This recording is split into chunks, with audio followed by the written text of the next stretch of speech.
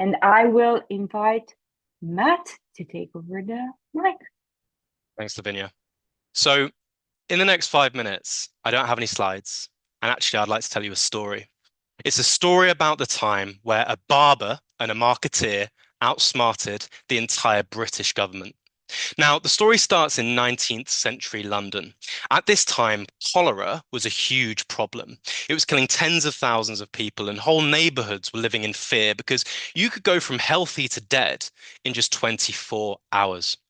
Now, the government knew that cholera infections would go down with a few small, simple changes in habit from the public. Things like washing your hands, boiling your water, cleaning your homes with much greater discipline. And so the government set out to educate and influence the public.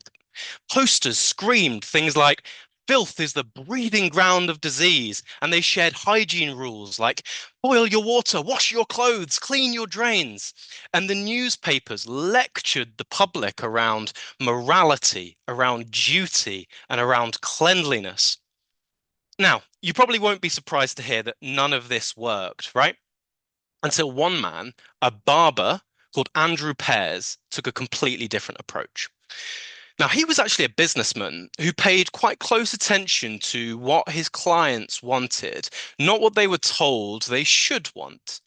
And he noticed that his affluent clients would complain about the soap of the day. It was kind of rough, like sandpaper like this. So imagine rubbing your face with this, right?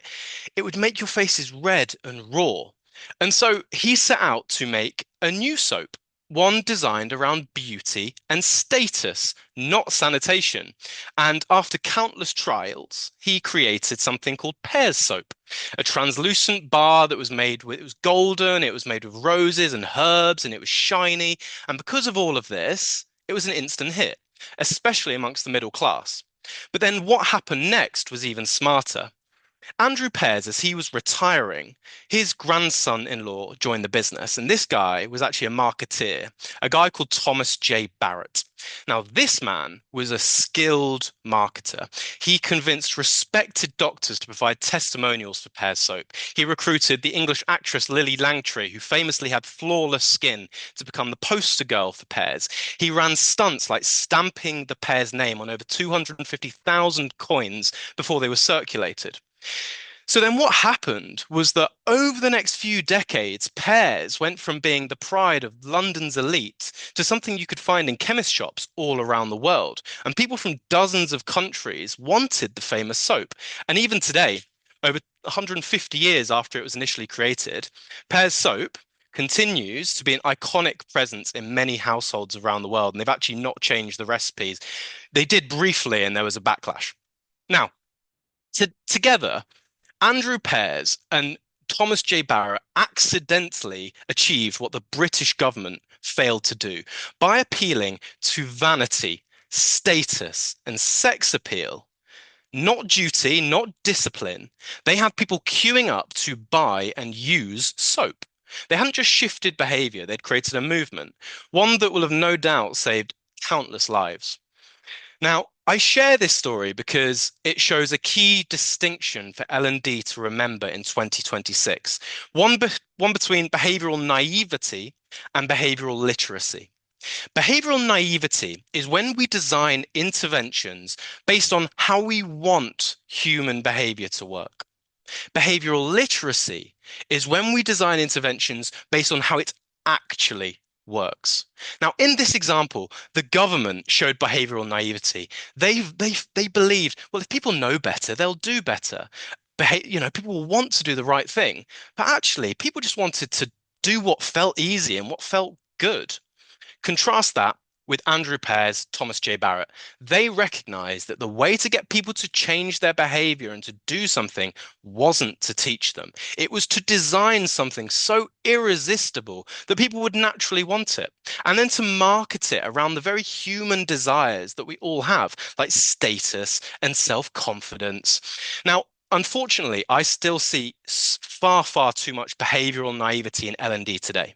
I see L&D teams assume, oh, people have asked for learning, so they'll turn up for our sessions. I see them assume, well, if people know what to do, they'll apply it after the session. They assume, oh, if people need help, they're going to log into our LMS to find a video to find out. And I hear them say, well, if people commit to changing, they're going to change their behavior. None of these things are true. So my call for L&D professionals in 2026 is to study behavioral science and to develop their behavioral literacy, the ability to understand, accept, and harness how human behavior actually works. And when we do this, it will solve three problems for us. Firstly, it will allow us to drive uptake, drive adoption, because it allows us to design a market learning that's as irresistible as pear's soap. The second thing is it will help us to make learning stick because we will then be designing interventions based on how behavior change really works, not how we hope or want it to work.